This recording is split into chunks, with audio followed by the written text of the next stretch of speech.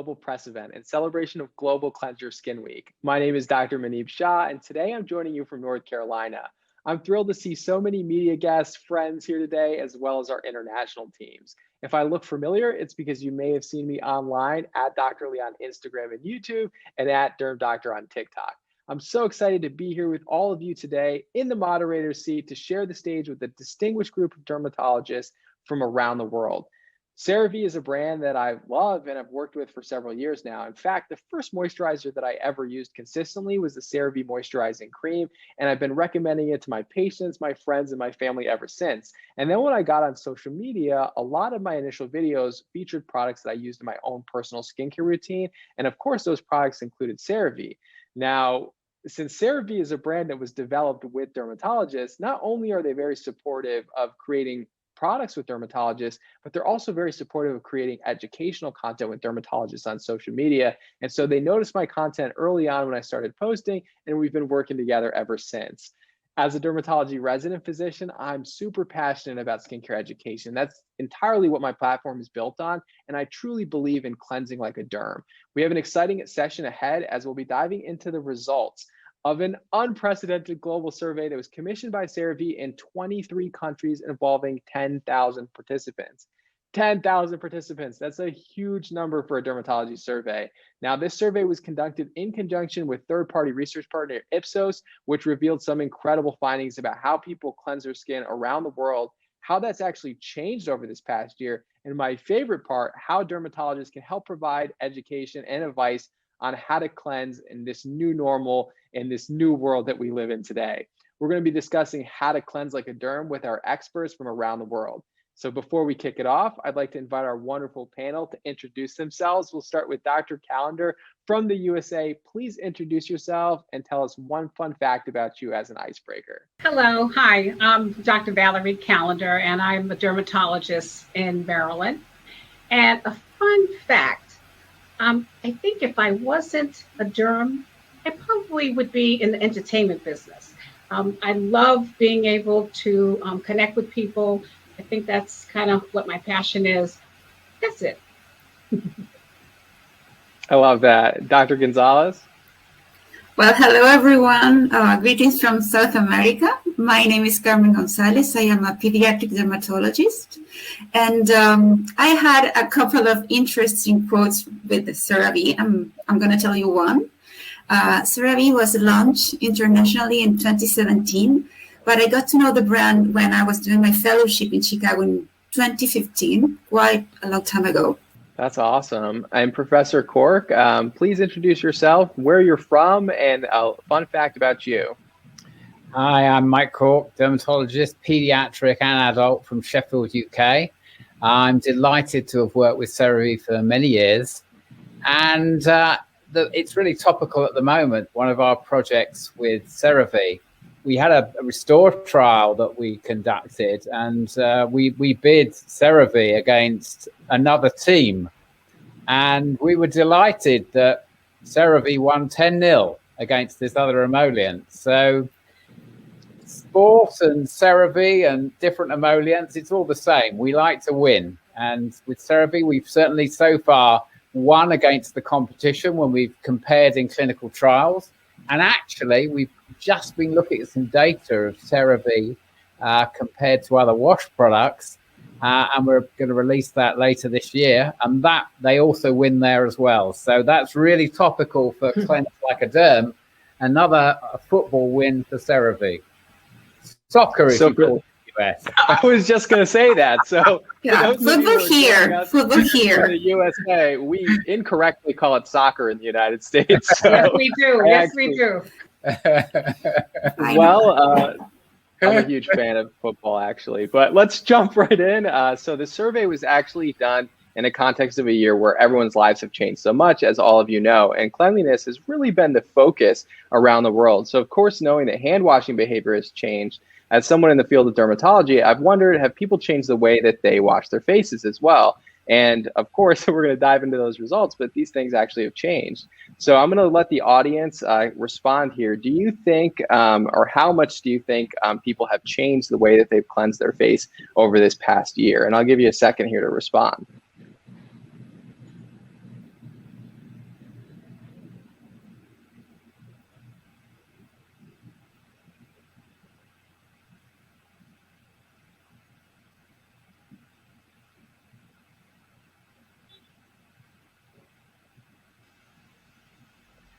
Well, those are interesting answers. And some of you will be surprised to learn that 64% of people say that they've actually changed the way that they cleanse their face. And we'll be discussing in just a moment, it's not actually always for the better. But first, let's break down this new normal of cleansing. So I want our panelists, are you surprised that that people have changed the way that they cleanse their skin? We'll talk with Dr. Gonzalez first. Well, I think it's quite an interesting number. I mean, 2 out of 3 changing, the way they are taking care of their skin. I would like to know, well, we don't know yet if they're doing it for the best or the worst. We don't know that yet. I mean, skincare, as we know, it's the first step to have a good skin, to have a good health care routine. And the number is quite impressive, especially now that people are staying in their homes and that we're doing a lot of telemedicine. We don't know exactly how people are managing this. So I think it's quite interesting, but I would really like to know what is this change in their habits is leading to. Is it better? Is it worse? Is it working? Is it not working? So I think I would like to know what's behind this. Yeah, Dr. Callender, do you have any idea if you've seen your patients' routine change for the better or why they potentially changed their skincare routines? Well, as a practicing dermatologist, I'm in private practice. And so the majority of my patients are women. And I think because of the pandemic, a lot of my patients are at home and they're really focusing on self-care. And of course, self-care is good skincare, right? So I would say they're changing for the better. They're wearing less makeup, right? And so they're really, really getting a chance to look at their skin, the health of their skin. And so I think their cleansing routine, I think their skincare regimen is a little bit more focused. And so I would say that they've changed their practices mainly for the good. So they can focus on their skin and focus on self-care and having healthy, beautiful skin. Yeah, I would agree with that. I've seen a huge uptick in people coming in with bringing their skincare routines to our office, and they've been much improved, in my opinion, from previous years that I've been seeing patients. And so I think I've noticed an uptick for the better. Professor Cork, what are your thoughts? I agree about COVID. I think that's changed cleansing habits because we're all cleansing our hands more. And then almost as a follow-on, I know when I get back from my derm office, I think, well, I better wash my face as well. And I wonder if my patients are doing the same. They're sort of thinking, oh, yeah, I mean, I should wash more. But then that focuses on, well, what are they washing with? And that's where we need to talk so much about good CeraVe products in terms of the mildness. And so I agree, we need to know what they're using.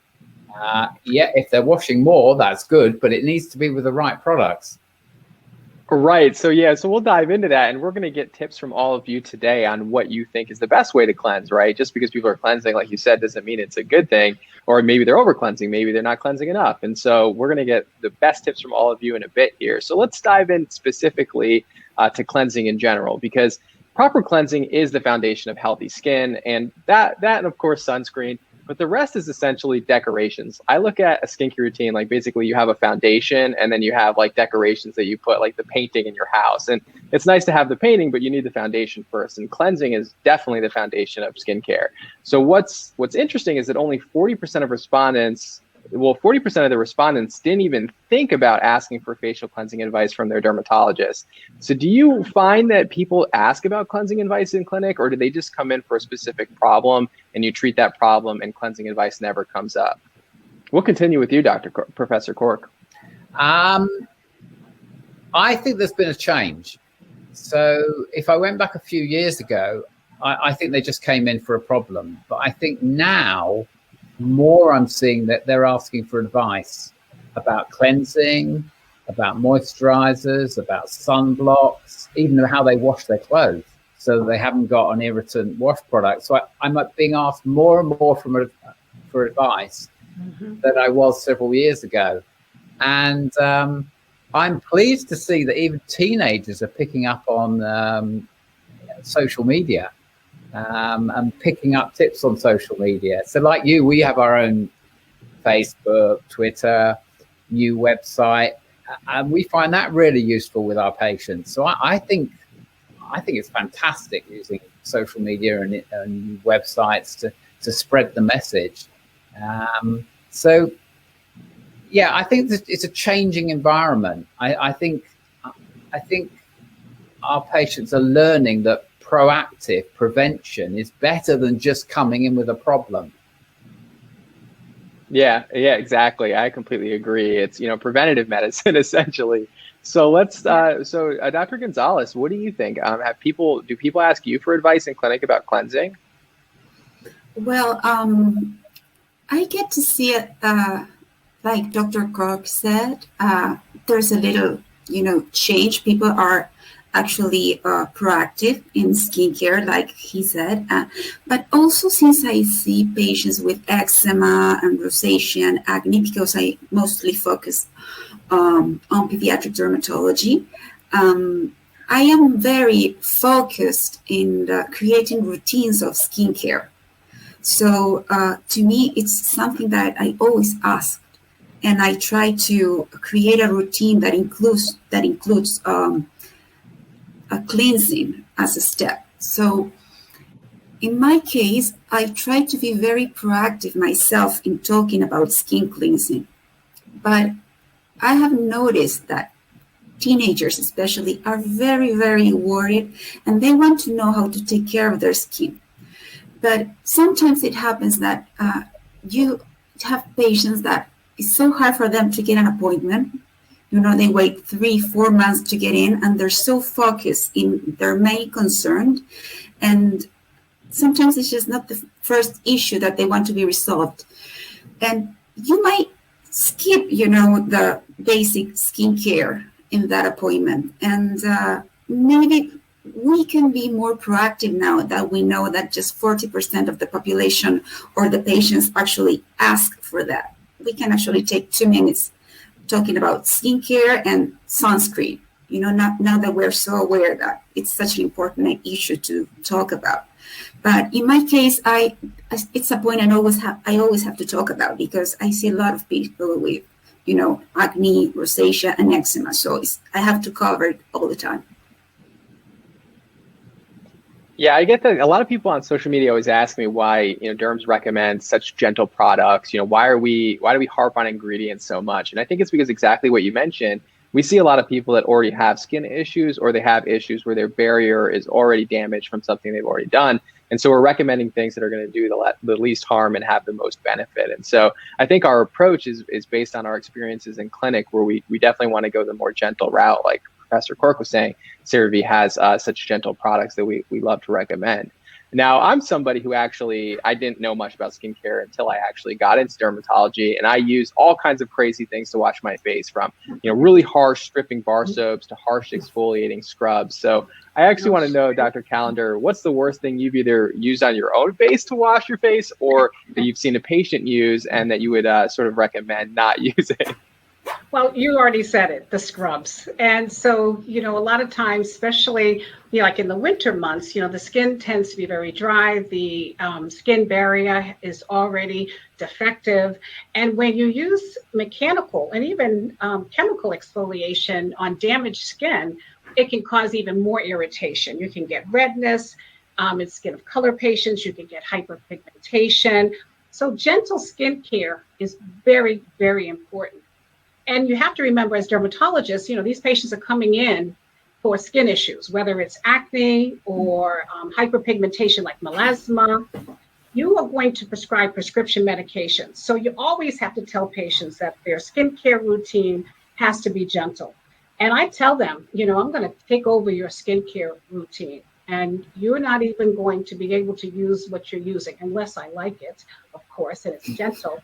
But you want to make sure that the products that they're using are safe, they're gentle, so that when you do prescribe prescription medicine, they're less likely to have skin irritation. So yes, no scrubs, no buff puffs, all of that is a no-no. Yeah, I think people have this idea, and it's an idea I actually used to have for a long time, that you want to like feel your cleanser really removing Scrub. things from your skin, and that's how it's working. But really, like you said, it's the other ingredients that are doing the heavy lifting, and the cleansing is really just to help restore the skin barrier and not damage it. So you've all heard it here, the famous 3-in-1 face, body, hair products, the harsh bar soaps, the harsh exfoliating scrubs. That's not what we mean when we say cleansing like a derm.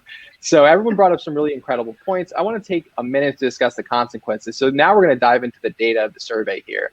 The study results show that skin health is absolutely changing, but like I said, not always for the better. But like we've seen in clinic, there has been an uptick in people improving their skincare routines. There are a lot of misconceptions and mistakes that people are making when it comes to washing their face. So let me share some of the most surprising statistics that we found in this survey. So first, 69% of respondents use both hot or warm water to cleanse their faces. 67% of respondents don't use a pH balanced cleanser. 42% respondents use just water to cleanse their face. 31% of respondents feel that squeaky clean feeling, like I mentioned, I used to think that that's the way you should wash your face. And that's one misconception that I used to have. And then 30% of respondents think that cleansing cannot help restore their skin barrier. So I'm curious to know what everyone's first impression is about these statistics. And if you have to give advice like cleanse like a derm, like how would you recommend cleansing your own family members or your patients? So I just want to hear some top level tips from everyone here. Let's start with Professor Cork. Wow, that's quite a list, and it's quite alarming when I read it. It's like the not to do list. So we like water that's not too hot, because excessive heat is going to damage the skin by many routes, but one is because it activates proteases in the skin which break the barrier down. Water itself, Simon Danby in our group showed that water on its own was more damaging than water plus a good product, because the good product, the mild product, will neutralize some of the hard water. So you see two there. Squeaky clean.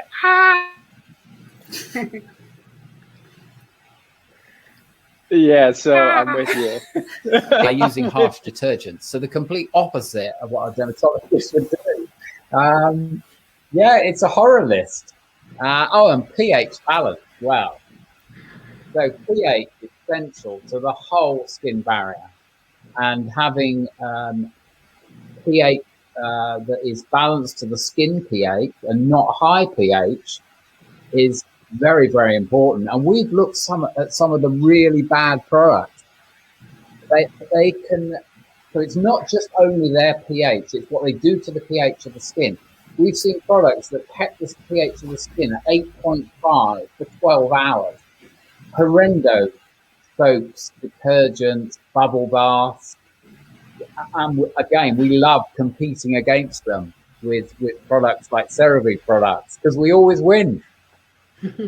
Yeah, I think that there's this misconception, and you hear the word acid and you think acid, that must be burning the skin really badly.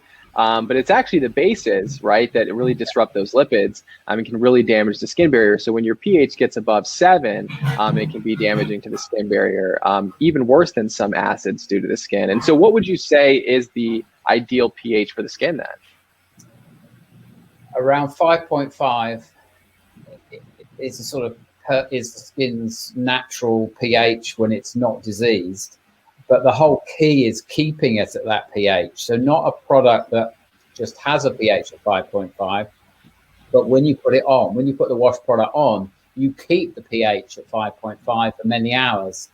And again, that's the sort of thing we've seen when we've looked at some of the harsh products. They keep it really basic for a long, long time. So they're the complete opposite of what we want.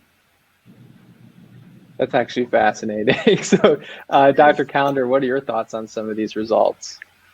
Well, I probably would say what I hear, not a lot, fortunately, but the fact that using just water is the best way to clean skin. And you always hear the patient who says, my skin is so sensitive that I only use water to clean my skin. So they don't really understand that just doing water alone is not really cleaning the skin. and that there are gentle cleansers that we as dermatologists can recommend to really, really help for them to feel comfortable, if you know what I mean, as far as being gentle and addressing their sensitive skin.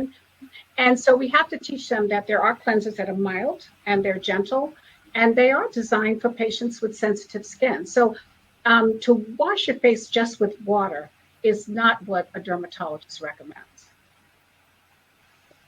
Completely agree. And Dr. Gonzalez, what are your thoughts? Well, just reinforce what Dr. Cork and Callender have said. And yeah, I think there's so many myths and misconceptions when it comes to cleansing your skin. Well, I always tell my patients, I try to explain that skin is the largest organ in your body, and it's here to protect us. It's a barrier. It actually works to make a barrier between us and the outside. So in order to skin to be healthy, we need to keep the barrier healthy. And we need to use the products that are going to keep the skin healthy. And like both of our colleagues said, those products, we know they have to be mild, they have to be pH close to the pH of the skin, and they have to be also created for sensitive skin. So like we have talked, and there's so much science behind skin cleansing, and we tend to forget, and people probably have this misconception that it's such an easy thing to do because we do it every day. But as we have been seeing, probably we should do a little bit more education and encourage people to understand why is it so important, and to understand that skin is actually an organ like your heart, your liver, and it has such an important function. So I agree completely with everything that we have been saying here so far. And it's very important that we actually reinforce this information and be open to answer all the doubts that patients have. I want to draw out something you just said there. So you said the skin is there to protect you, and that's so important. And I think a lot of people, we hear this about exfoliation. Exfoliation is such a big thing. You got to exfoliate. But when you exfoliate, it does remove that top layer of the skin that is actually the most essential component of the skin barrier that protects us. And so, exfoliating does have its benefits, and we use it in clinic all the time. But over exfoliation, right, can damage that thing that's actually protecting you from allergens and from irritation and from, just environmental factors. And so just, preserving that skin barrier is so, so important. And our cleansers can actually have a role in restoring that skin barrier if you use a good product. So another interesting piece of information I want to share with you, and this is something that has actually become very popular over the last couple of years, a lot on social media, is that 60% of respondents say that they double cleanse. So first, let's talk about what double cleansing is for people that don't know what it is you basically use an oil or a balm-based cleanser first to emulsify or get rid of that makeup or sunscreen that's on your skin, and then you follow it with the water-based cleanser. So I want to know what everyone thinks about double cleansing and what your recommendations are for people that are double cleansing or not double cleansing. And I'll have our audience here. Feel free to share your thoughts as well, and answer the question that's on the screen. So Professor Cork, any thoughts about double cleansing? I prefer just using a mild cleanser. I like to keep it simple. I like to keep the products mild. So a very mild cleanser like the CeraVe cleansers are absolutely ideal, and then follow that with appropriate moisturization afterwards.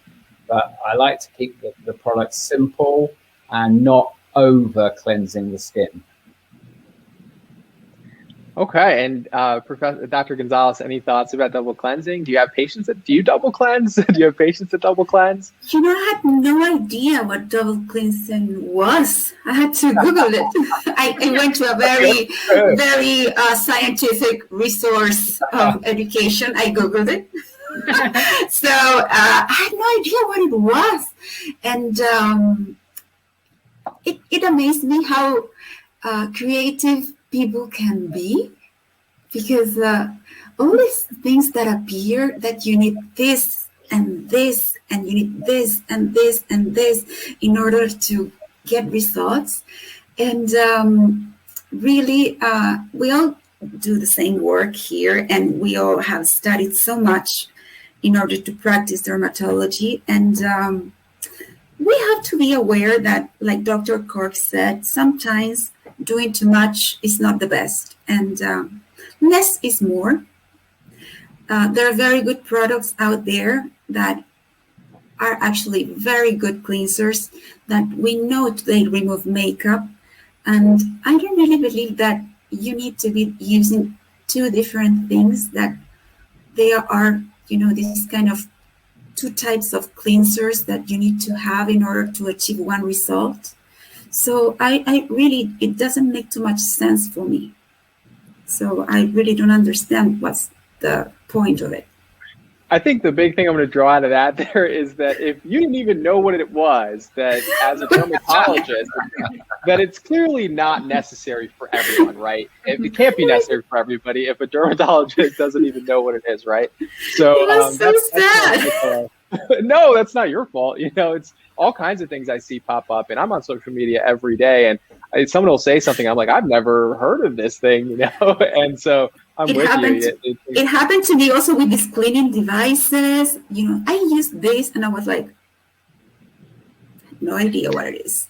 I just use my hands, and I just tell clean people, hands, hey, clean hands, beautiful fingers. That's it. Dr. Callender, do you have any experience with double cleansing? Well, again, like my colleagues, I didn't really know about double cleansing. But I will say that I do think that some of my patients do double cleanse, and it's usually those women who wear makeup, especially if they're using the wrong type of makeup, maybe to cover up blemishes or to cover up their melasma. So those thick makeup that are opaque, sometimes you need to be able to remove that first.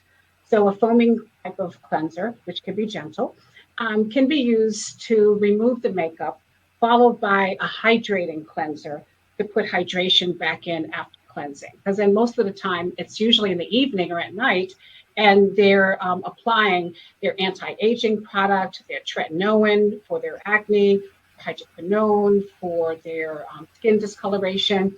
So it is good to remove that makeup first, thoroughly, and then use a cleanser to moisturize the skin. And I always think that double cleansing in that case is okay. But I didn't know that terminology until now. Yeah, a lot of times it comes down to the terminology that it gets really confusing, because it may be a practice you're already doing or being familiar with.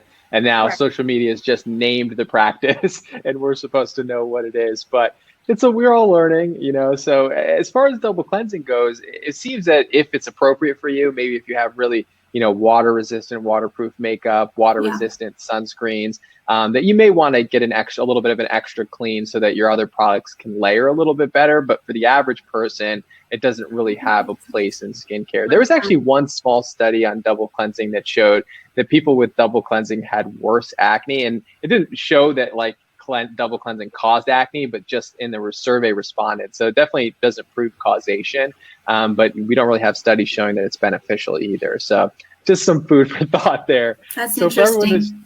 Yes. Yeah, right. Isn't that kind of fascinating? So it's hard to know, because maybe if your skin is already baseline worse, you're more likely to look into different practices. So it's hard to know the causation, but it was just that one data point I wanted to point out. That's good. I really like Dr. Gonzalez's statement there, keep it simple, because that really is the whole essence of good skincare and good formulation. Over complex formulations contain ingredients we don't want. Over complex regimes can cause damage to the skin. So I always like that phrase, keep it simple. Yeah, And actually, more is not better. No. Less more, yeah. Yeah, more is not better. Yeah. I actually think it's quite interesting, because sometimes when you read, the ingredients of any product, you get to see that they have such a long list of ingredients, things that are absolutely unnecessary, and they're clearly known allergens and irritants to the skin. So like you said, less is more. Let's use things that we know are working. So let's try to keep it simple. I absolutely like that. Me too. I was looking at a formulation with Larry Eigenfield from San Diego, and he was talking about exactly these products with multiple ingredients and a bit of this oil, a bit again, and they called them sensitization city. Yes, yes. A recipe to induce allergic contact dermatitis. Yeah, I know, it's insane. Yeah, I think that when you have more ingredients, higher risk of allergy, higher risk of interaction between these ingredients. We don't know if they're stable together. I mean, it's just, I'm with you. I've, on social media, I once a month I post a keep it simple post just to remind people you don't need to buy everything that you see. And there was actually, I know we're talking about cleansing today, but there's a study that showed that, the more expensive, complex moisturizers had more allergenic ingredients than some of the ones you can find at your local drugstore. So that's another more food for thought there. So all of this is fascinating. It's interesting to think about the ripple effect between all the changes we've seen this year, and then as a dermatology resident, how that's affecting our patients' skin health and the way that they cleanse. And I know for a lot of people in our industry, the pandemic has actually limited the one-on-one access to a dermatologist. And it's interesting that 60% of people believe that a dermatologist's advice would actually benefit their skin health, but only 11% have actually received information from a derm regarding proper facial cleansing.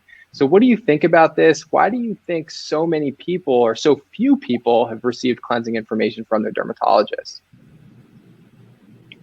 Professor Cork, I'll let you kick it off. I think there's two factors there. One is, I think it's what we talked about at the beginning, that they're going there with a problem. They're focused on a problem, and they're not going for prevention and advice. So,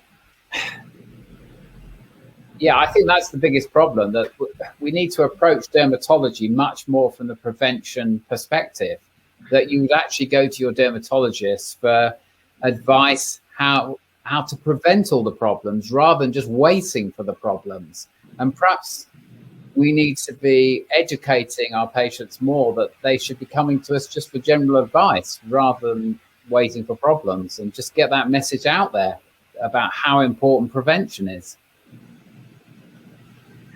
Yeah, I feel it. Sometimes even, patients will say to me, oh, I'm using this, vitamin C. What do you think about it? But then they almost are embarrassed to bring it up. Like, oh, this isn't your job. I know. I'm just curious if you heard about this product. And I'm like, no, this is my job. Like, this is what I want to hear, because that vitamin C product may be causing this, allergic contact dermatitis that you have in the first place. And so knowing the whole picture, starting with cleansing, starting with your sunscreen, are critical for us to even make good clinical decisions. Dr. Gonzalez, what are your thoughts about that? I agree 100% with what you guys are saying, and I'm thinking what we can do to actually, give some solutions. Maybe we can, put very simple things like in the waiting room, like how to wash your face, and just things for them to read while they're waiting. And because if they're so reluctant to ask, maybe we can look for another way to approach and put something like in the waiting room or videos. So maybe when they come in, they ask, because that seems to be one of the main problems here. So we have to look for a way to approach the patient, like what you're doing. I really love what you're doing, because you're approaching to patients, Dr. Shaw. And that seems to be one of the problems that we're having. And it's like you said, and like Dr. Cork said, they're so focused in resolve, like the main issue that they're here for. So let's say they come because they have psoriasis. They're not going to be so worried about their skincare, let's say. And they should be, because psoriasis need good skincare. Like, sir, I promise you, if you're here for psoriasis, you do need good skincare. Your skin is going to be so grateful for this. But maybe we should try to encourage our colleagues and ourselves to look for things to try to bring dermatology closer, like what you're saying and what you do. I think is fantastic, but I think we can do better. And that's what I think. Yeah, and I agree. I agree. I think going. Oh, sorry. I was just going to make. Take it away, Dr. Callender. Yeah, I just wanted to go make ahead. a point because Oh no, go ahead. Because I think teledermatology actually has helped us to be better educators with our patients. I know before, the physician is being seen, or myself is being seen by the patient, my nurse will ask them to get their products and just kind of lay them out. And she'll tell them, have your products that you're using ready for Dr. Calendar when you have a chance to log on and begin your consultation. So I think that's been very helpful, because then I can actually see what products they are on, as well as address their skin concern. And so I think telemedicine has enabled me to be a better educator. And I think, our colleagues need to be able to tell our patients about skincare prior to or while they're prescribing prescription medicine for whatever the problem is. So I think the teledermatology has made a definite impact on my ability to educate my patients on good skincare. I love that. Yeah, because they're at home, right? So they can have their skincare on hand. So for those of you who are listening in the audience today, bring your skincare products to your dermatology appointment. We're not going to be upset about it. Bring them in a bag, and we'll go through what you're using, maybe what you shouldn't be using, maybe what you should be using. It would actually be really helpful to us. And of course, if you're at home at a teledermatology appointment, it makes it a little bit easier. But I'm actually going to start to incorporate that into my practice, Dr. Calendar. That's actually really, really brilliant. A way to just have them bring them. Yeah. And the reason why that's helpful too is because if you don't tell them in advance, during the consultation, they'll say, can I run upstairs to the bathroom and bring my products down? Yeah. And then they leave and then they come back. So it's nice when it's right there and ready for you. Absolutely. Now I want to take a moment to discuss another finding that I actually find really interesting myself. I'm someone who spends a lot of time on social media, and I use it to connect with my patients and to a wider community at large. But the survey found that over the past year, rather than seeking advice from dermatologists, consumers are increasingly getting their information from digital channels, and that about nearly half of respondents answered that they increased their social media consumption this year. A lot of people are at home, they're on their devices. That makes sense. But then again, nearly half of respondents say that the press and online sources, so your social media, your press outlets, were actually their top sources of information for getting skincare advice or facial cleansing advice. So for the first time ever, press and online sources were more influential than direct family members and friends around you. So most people used to actually just go to their family members and friends. Hey, what do you use to wash your face? What's your favorite vitamin C? What's your favorite sunscreen? But now people are looking to the internet for answers. So let's start with Dr. Calendar. Why do you think people are using social media as their trusted source? Well, for one thing, I think it's very entertaining. And so, a lot of patients, they're on the Instagram or the Facebook already on those platforms. And then there's some music that comes on. And once that music comes on, it captures the attention. And so, there are dermatologists as well as estheticians who are very knowledgeable as far as skincare. And I think that's a good thing. Like you, Dr. Shah, I mean, if you came on my screen, I'm going to watch you and I'm going to listen to you. So I think it's a good thing, as long as the information that's given is reputable and it's given by a clinician, a physician, or someone who really is knowledgeable about skincare. We have a duty for that information to be good. Really, truly, the way that I figure it is, if I say something, this is a good product, then, I have to assume that people are going to go out and buy that product. Now, if it's not good or it causes allergy, and these things are obviously hard to predict, but you really have to put the best possible information out there, because if a million people see a video and they go and act on that video, you really want it to be the best, most up-to-date advice that you can possibly give to somebody. And Absolutely. Then there's bad information out there, right? And we found, actually, this has been going on for years, but bad information spreads 6 times more rapidly than good information does. And so we really need to be trying to put out like 6 times as much good information to overwhelm, the bad information that's out there. Dr. Gonzalez, do you have any thoughts? First, I didn't know that number. It's impressive. Yeah, like you said, I think this is not the future. This is today. I mean, this is the way things are working, and this is how they are. And I'm really happy to hear that you are putting so much effort and energy in this. Some of us are not as good with technology as you are, but I really think that, to me, education is the key to medicine. I work with children, so you have to take time and educate. And actually, people, when you take your time and do education, you can see real change in the way they behave and how they take care of their skin. We were looking at the other day with some people how the AAD has been studying the lack of dermatologists actually in social media, and how important it is that we actually participate in this education promotion related to our specialty. We have to be proactive, and we have to be aware that there's so many people giving bad information, like you said. And I really think it is important that we collaborate with each other, and maybe we try to, like we said, just give simple tips. I mean, like we were talking right now, this is going to be so much useful to everyone out there. And I really think that we have to be, and we have to keep doing these kind of events in order to help people. People are not asking us for some reason. Maybe they don't think they should. Maybe there is no time. Maybe we don't encourage them enough. I don't know. But this is the way, we're going to educate right now. So I think it's really interesting, and I think we should do it responsibly. And we have to start doing this, probably like you, or maybe collaborating with you because you're so good at doing it. But I think it's really, it is the way it's going to be. It's not going to change.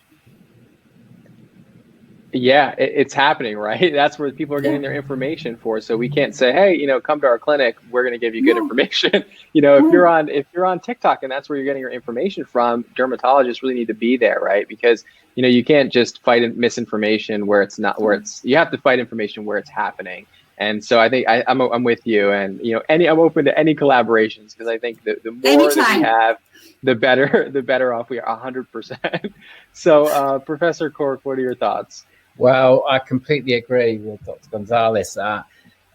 It's about the quality of the material on social media. So I think what you're doing, Dr. is fantastic, but we need more dermatologists like that. And we need to be recommending each other. So we're going out on social media. In fact, I agree totally about children being so good with IT. I was showing a parent a QR code for our website so he could scan it to link into our website for some education. And he was struggling. And his 6-year-old said, "Dad, I'll sort that for you." And he just scanned it. There you Absolutely. Absolutely. Yeah, no, for sure. We just sort of grow up with this, and it's a little bit easier to use. My family was sort of, into the engineering, so I got into computers. I may be like a little bit older than the sort of group that, really grew up with computers, but because we, my parents worked in tech, we basically started using computers early on, and so I was able to use them. But yeah, definitely, the way that people get their information is so different because of how they use technology, and so there's definitely a subset of people that are still using traditional news outlets, and there's another traditional group of people that would never use that, and now we're just going to be using things like social media. And so definitely we need bigger groups, more doctors doing this, more good information out there, and whatever we can do to make that happen is critical. So I think these are all excellent points. And for those in the audience that are listening right now, we want to hear from you. Where do you get your information from, or what do you find is a reliable source of information? And where did you get your skincare information that made you change your skincare routine over the past year? So I'll give you all a little bit of time to respond there.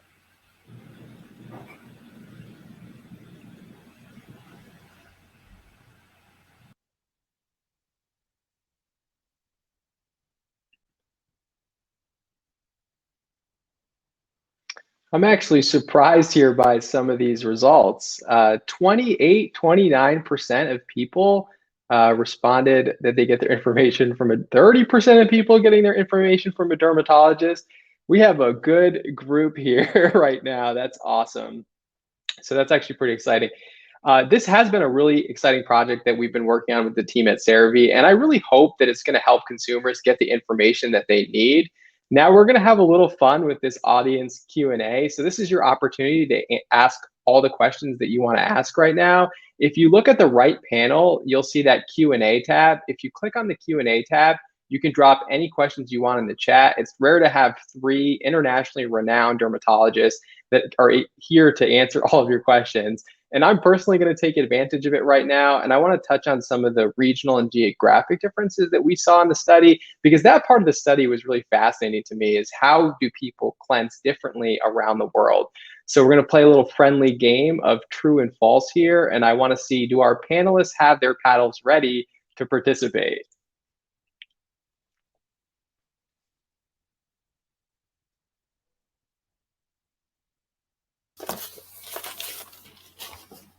Dr. Gonzalez has her panel. Oh, I have it. True. There we go. True, false. Yeah. All right. So the question is, on the subject of regional geographic differences, does water temperature actually turned out to be a big difference between countries? So water temperature was a big difference. And this is something I didn't even think would be different between countries. So true or false, in Australia, they actually use cold water to cleanse and refresh versus hot or warm water? If I were Australian, I would absolutely use cold water. There we go. True. Okay. Actually, I'll give you the results right here. In fact, it's actually mainly respondents in Latin American countries, South Europe, Hong Kong, Thailand, that actually wash their face with cold water.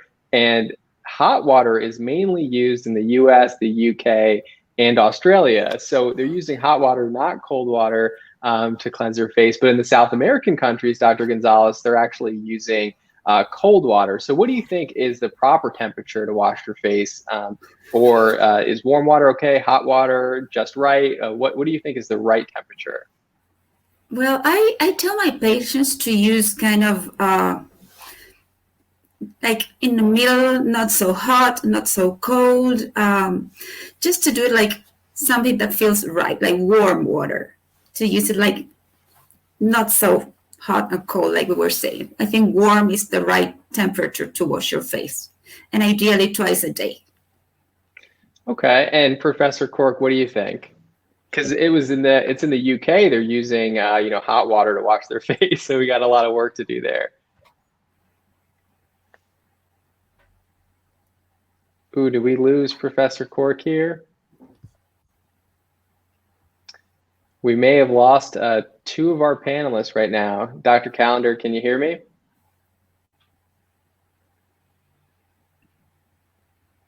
All right, well, that's okay. I will wait for them to kind of get back in. I think the system glitched a little bit there, and that's fine. We'll let them reboot. So like I said, mainly in Australia, they're using hot water. And like Dr. Gonzalez was saying, we really prefer if people are using more cold or warm water. I personally use warm water. You just don't want to use too much hot water, because I actually learned from Professor Cork that it's hot water that activates those proteases that can actually break down your skin barrier, collagens, and things like that. So just be careful with using extra hot water. And people with eczema know this specifically, that hot water can really disrupt that skin barrier. So I want to go on to our last rapid fire question, and then we're going to get to that audience Q&A. So first, Dr. Gonzalez, we have you here. So please tell us your secret to cleansing in 4 words or less. I really want to hear all your insight here. I would say keep it simple and keep it a routine. Like keep it simple, 2 words, and keep it routine, 2 words, 2 other words. I love that. Yeah, I love that. Do it every day and do it with something that is simple. Don't overdo it. Like we've been saying when we were talking in the webinar, just do it every day and do it with something that is simple. I mean, try to keep attached to your routine and don't overdo it. Yeah, and I completely agree. And Professor Cork, we got you back here, so we'll let you respond on behalf of the UK here. It's good to be back. I don't know where I went. Some ether, I just got lost. I agree, Dr. Gonzalez. Keep it simple. Absolutely. Mild products. Treat the skin with kindness. So simple, mild products. Yeah, are you surprised here that 41% of people get their information from dermatologists? Actually, we must have a very select group here that are really seeing their dermatologists more frequently. Yeah, I think it's because we're treating skin conditions rather than preventing them. So I think we need to be more proactive and go out there and say that, you know, that's what we're about. We're about preventing skin conditions. We're not just about treating them. So I agree. This is an area we need to improve so that we turn more to prevention. And Dr. Calendar, I want to hear your secrets to cleansing in 4 words or less, because we lost you there for a second. I don't know if I can do it in 4 words or less, but I will say, as far as cleansing, it definitely has to be gentle. Your cleansing routine has to be hydrating. And the goal should always be to have healthy and clean skin. So I guess that's more than 5, but I say hydrating, gentle, clean, and healthy. I love that. So let's move on to the audience Q&A. So the first question we got, and actually probably was prompted by Dr. Gonzalez's comment on cleansing devices. What do you all think about cleansing devices? This is something fascinating to me too, because my whole life I was just washing my face with my hands, and then I got on social media and I found out that you can actually pay $300 to do that. So let me know what your thoughts are on cleansing devices. We'll start with, we know Dr. Gonzalez's thoughts. We'll start with Professor Cork. Oh no! Again, it comes back to simplicity and not abrading the skin with any sort of device. Keep it very simple. No, I don't like anything that's going to rub the skin. As soon as we rub the skin with anything, then we're just exfoliating off the top layer of the barrier. In fact, more than just the top layer of the barrier. So no, I like to nurture the skin barrier and not start to rub it away. I completely agree. When I discovered these, I have all of the devices, just so everyone knows. I bought all of them just to try them out. I just always go back to using my hands. It's so much more simple. You don't have to keep a device charged. I don't need to look for the device. You know, I have it. I just use my hands. I wash my face. It works great. Dr. Calendar, your thoughts? Well, I like I like what Professor Cork said about nurturing the skin. I think, you know, by using your hands and a circular motion, you can actually feel your skin, and you can look in the mirror and just watch the different areas that you're cleaning and concentrate on maybe even problem areas. And I think just using your fingertips is sufficient. I don't think that you have to use a $300 or $400 unit to cleanse properly. And and I think that, you know, if you want to use one of those units, you must be very, very careful, because any trauma can cause irritation and especially if you're going to then apply some products to your skin, you've opened up areas. And so I don't think that's a good thing, and to be careful. I'm completely with you. Yeah, you have some that are more silicone brushes, and those are a little bit more gentle, but the ones that actually have rotating brushes that really abrade the skin and can cause some skin damage, not a huge fan of those personally, and that's from my own personal use of them. I want to go on to this next question, because this is actually a really interesting question. Can skincare reverse aging, or does it just simply slow aging? What do you think, Dr. Gonzalez? I would love to say that we could find something that stops aging, reverse aging, but there is nothing that can actually fight time. With skin cleansing, what you can do is actually improve the products that we're going to use after to improve your skin. And with that, you actually help your skin to be more prepared to receive the products that you're going to use in order to get better results. But first, there is nothing to stop aging, and aging is part of life.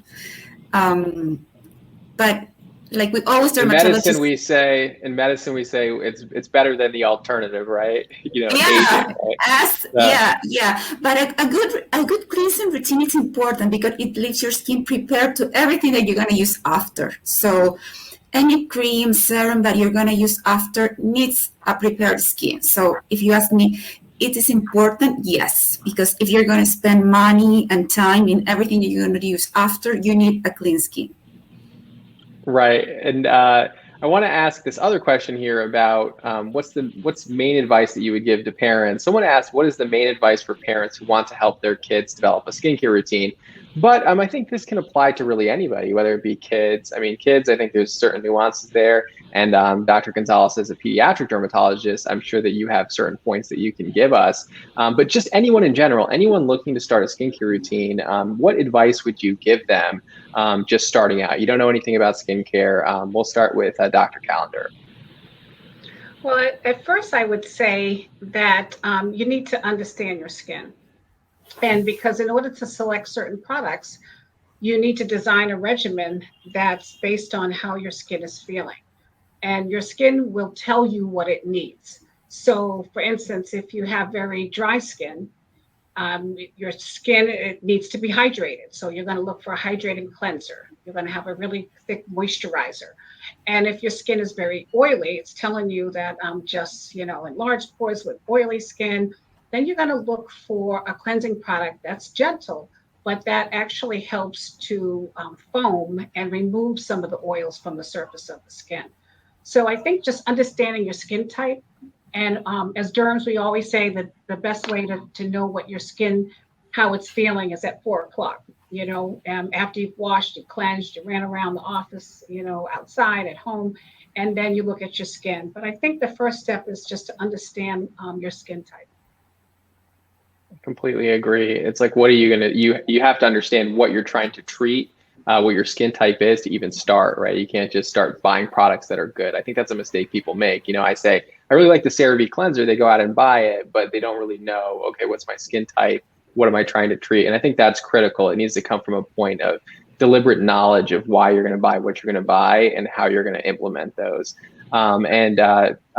Gonzalez, thoughts about for your pediatric patients, what do you tell them? Just one simple tip to kind of get them started on a skincare routine. Well, I always tell them to keep baths short, to make them short with warm water, and ideally to moisturize after. To me, that's very important in order to repair the barrier after they have cleansed. That's super simple. I love that. Yeah. This is such good information, and I hate that we're actually close on time here. It's already run the hour, which is incredible. I want to thank Dr. Calendar, Professor Cork, Dr. Gonzalez for all your expert opinion here. I know I personally learned so much from you. I mean, who knew that that just cleansing your skin with water can actually disrupt your skin barrier? So I hope that the audience actually found this helpful. And I want to thank everyone here from attending, and actually the CeraVe team for putting this all together. They worked tirelessly to coordinate all these different countries coming together for this event. I know that they're exhausted. I'm actually going to pivot to the CeraVe team right now, and Jean Cologne is going to close out the event with some final remarks. Hello, everyone, and thank you, Dr. Shaw. You were thanking the CeraVe team, but honestly, as a brand developed with Dermatologist, we wouldn't be here without all of you. So thank you all. I manage the global communications for the brand, and on behalf of CeraVe, it is my honor to have you all here today. I would like to thank all the attendees for being here and sharing their time. Hope you all learned a little something about the right way to cleanse. I know I certainly did. I'm going to stop double cleansing right away and start doing it the right way. I also wanted to give special thanks to our moderator, dermatology resident, physician, and social influencer, Dr. Shaw. Thank you for guiding us through this conversation. And of course, our distinguished panel of expert dermatologists, Dr. Calendar, Dr. Gonzalez, Professor Cork from all over, around the world, for sharing your experience, your expertise, and really bringing this subject to life for us in order to really know what to do and what not to do when it comes to social cleansing. And so just for all of you who are attending, there are handouts here you see in the top right-hand corner where you can download the information regarding the survey on the do's and don'ts of what of how to cleanse your skin. Also, a copy of this recording will be shared with you all in case you want to refresh your memory, and we can all continue to have a wonderful day, and hopefully we'll connect again soon. Maybe next time it'll be live. In the meantime, it's time for us all to start cleansing like a derm. Thanks to you all. Have a great evening, day, afternoon, wherever you are, and hope to see you soon. Bye, everyone. Bye-bye. Bye. Thank you. Thank you.